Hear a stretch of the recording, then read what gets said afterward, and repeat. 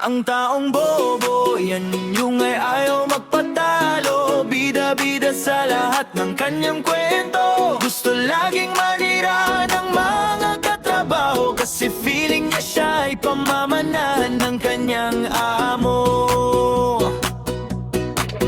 Madali lang makilala ang ganyang tao. Magaling makisama para siyang hunyago. Pero mag-ingat ka, dahil pagtalikod mo, gagawan ka na bigla ng kwento. Ang taong bobo, yan yung ayaw magpatalo. Bida-bida sa lahat ng kanyang kwento.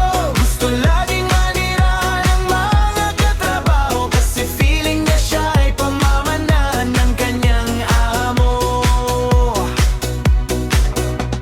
Takot na takot sila na masapawan mo. Magagalit bigla nang walang dahilan sa'yo. Hindi mo nga inaano, pero irritable sa'yo. Ganyan silang mga sip-sip at bobo. Ang taong bobo, yan yung ayaw magpatalo. Bida-bida sa lahat ng kanyang kwento. Gusto laging manira ng mga katrabaho, kasi feeling niya siya ay pamamanahan ng kanyang amo.